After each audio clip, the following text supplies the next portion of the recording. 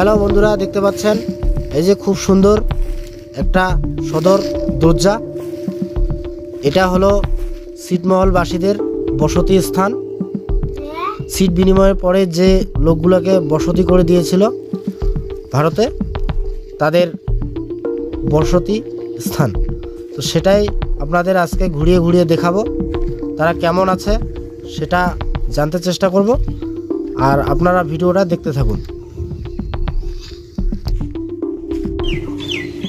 Hello বন্ধুরা, আমি আসি এখন সিট বিনিময়ের পরে যে লোকগুলা ইন্ডিয়াতে এসেছিল সেই লোকগুলাকে ইন্ডিয়া গভর্নমেন্ট বসতি দিয়েছিল এবং বাড়ি বানিয়ে দিয়েছিল।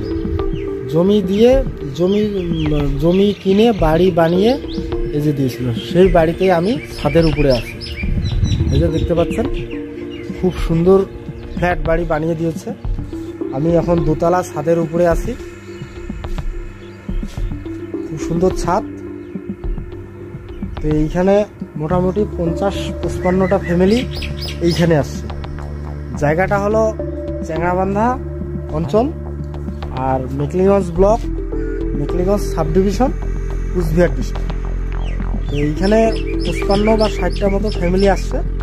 খুব সুন্দর ব্যবস্থা করে দিয়েছে ইন্ডিয়া গভর্নমেন্ট, এবং এরা বলতেছে যে ভালো নেই, মানে এদের এরকম বাড়ি পছন্দ হয়নি। এদের বক্তব্য যে জমি কিনে আলাদা করে ছোট ছোট করে আলাদা বাড়ি দিলে ভালো হতো, একসঙ্গে অনেকগুলো বাড়ি এদের পছন্দ হয়নি। তো এরকমই কিছু লোকের কথা শোনাবো এবং কিছু দিদিভাই এবং দাদাদের কথা বলবো, দেখতে থাকবো। নাকি তোমার তো আগত বাড়ি বাংলাদেশ ছিল না? বাংলাদেশ থেকে আসিয়া যে জায়গাগুলো বিল্ডিংগুলো বানিয়ে দিয়েছে, ভালো আছেন?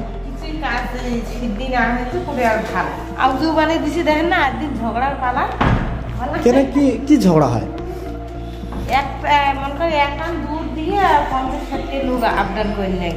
ও মানে একসঙ্গে 4-5টা ফ্যামিলি অসুবিধা হয়েছে নাকি?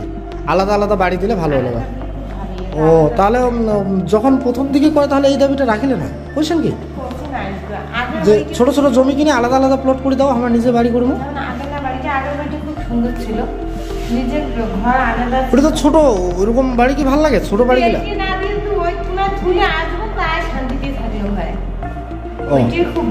কেন সাদোলা ফ্ল্যাট বাড়ি ভালো লাগে না? না আমরা তো সাত এত বড় বাড়ি বানিয়ে পাচ্ছি না, হচ্ছে টাকার অভাবে, বুঝলেন?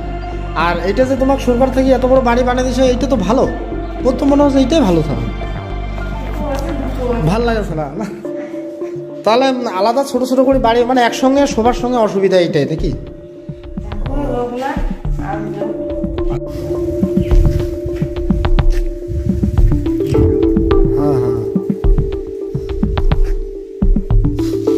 কাকি, বাংলাদেশের যে ছিলেন ওই জায়গাটার নাম কি কবা পারেন না? তোমার বাড়ি এলা এঠে তো কবা পারে না?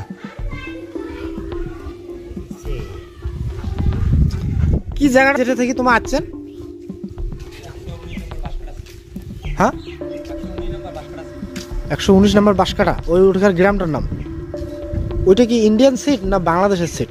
ইন্ডিয়ান সিট, জায়গাটা জমিটা ইন্ডিয়ার, কিন্তু তোমার বাংলাদেশের মাঝখানে ছিলেন। ও ওটা এরকম ছিল না যে বাংলাদেশের লোক এঠে যাচ্ছে আইসে নেই? তোমরা তো ওই হিসেবে তাহলে ইন্ডিয়ানের লোক ছিলেন, আগত লোক ইন্ডিয়ারে ছিলেন, তাহলে ইন্ডিয়া থেকে ইন্ডিয়াতে যাচ্ছে। এর জন্য এই বেশি। আর বাংলাদেশের লোক আইসে নাই না?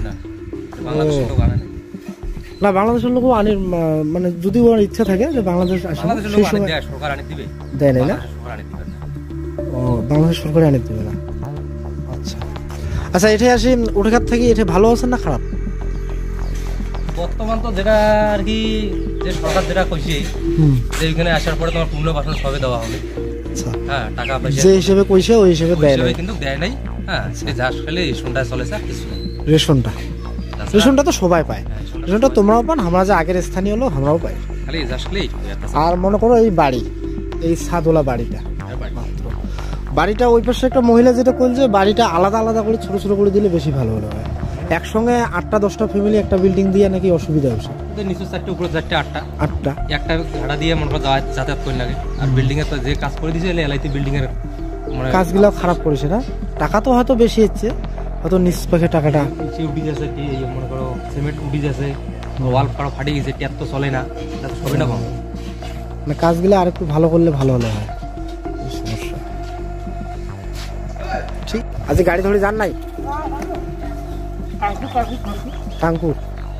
আলু করেন নাই? আলু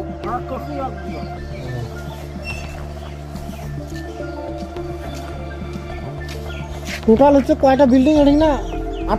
7টা। ওদি হচ্ছে ওদি 5টা, 4টা, আর এটা তো 2টা, 7টা টোটাল। হ্যাঁ ওদি 5টা দেখিনি, 5টা, আর এদের 2টা, 7টা বিল্ডিং টোটাল আছে। তো হ্যালো দর্শক বন্ধুরা, দেখতে পেলেন এবং শুনতে পেলেন ছিটমহলবাসীদের বর্তমান পরিস্থিতি এবং জীবনযাত্রা। তারা অসন্তুষ্ট, বিল্ডিংয়ের কাজ নাকি ভালো হয়নি, এত তাড়াতাড়ি বিল্ডিং নষ্ট হয়ে যাচ্ছে। আর হলো একসঙ্গে একটা বিল্ডিংয়ে এই 8টা করে ফ্যামিলি একসঙ্গে, ওদের বিরক্তির কারণ মানে বনাবনি হচ্ছে না, এরকম হচ্ছে। ছিটমহলবাসীদের জন্য কর্মসংস্থান বা জীবিকার তেমন কোনো ব্যবস্থা করা হয়নি, শুধু বাড়িটাই দেওয়া হয়েছিল। তাই তারা পুরনো যেখানে বসবাস করত সেখানেই যে জীবন জীবিকা বা কর্মসংস্থান করত সেটাই এখানেও করতেছে। তাই এই কর্মসংস্থান আর এই ফ্ল্যাট বাড়ির সঙ্গে তাদের খুব বিরক্তি হচ্ছে। তারা হয়তো বেশিরভাগই কৃষিকাজ করে, এই যে খড়ের পোয়াল দেখতে পাচ্ছেন, আর এই যে ছোট ব্যবসা, এগুলাতেই তারা অভ্যস্ত। তাই তাদের এরকম দোতলা ফ্ল্যাট বাড়ি এবং খুব সুন্দর পাকা রান্নাঘর ওদের পছন্দ নয়। তাই তারা ছোট ছোট আলাদা করে রান্নাঘর বানিয়েছে। এই যে রান্নাঘরগুলা দেখতে পাচ্ছেন, এগুলা তারা রান্না করে। হয়তো খড়ি দিয়ে রান্না করলে ফ্ল্যাট বাড়িগুলো আরও তাড়াতাড়ি নষ্ট হয়ে যাবে। তাই তারা ওখানে রান্না না করে অধিকাংশই নিচে আলাদা করে ছোট ছোট রান্নাঘর বানিয়েছে। অধিকাংশ লোকেই গরু ছাগল হাঁস মুরগি ইত্যাদি পালন করে। এসব ফ্ল্যাট বাড়িতে ঠিকমতো সুবিধা হয় না এদের। আর তাছাড়া কৃষিকাজের সঙ্গে জড়িত এরা বেশিরভাগ লোক। কৃষির যন্ত্রপাতি বা কৃষির যে মালপত্র, মনে করো আলু বা তামাক ইত্যাদি চাষ করলো, সেগুলো রাখবে কোথায়, সেগুলো নিয়েও এদের খুব সমস্যা। তাই তারা এগুলা নিচের কোথাও অন্য জায়গায় রাখতে হয়। খড়ি ঠিকমতো ব্যবহার করতে পারে না ফ্ল্যাটের উপরে যে রান্নাঘর আছে সেটাতে, শুধু গ্যাস দিয়েই ওখানে রান্না করে, না হলে এদিকে আবার অসুবিধা হয়।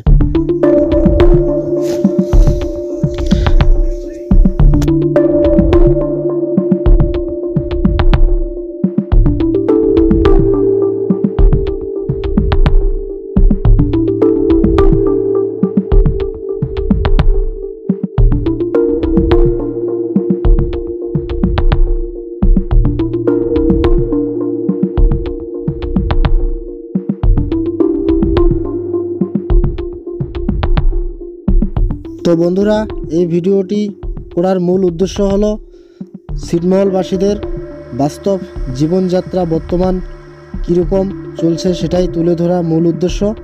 তো ভিডিওটা যদি ভালো লাগে অবশ্যই লাইক এবং সাপোর্ট করবেন, আর আমার চ্যানেলটাকে সাবস্ক্রাইব করে পাশে থাকবেন। বাই বাই বন্ধুরা, ধন্যবাদ। আপনারাও ভালো থাকবেন।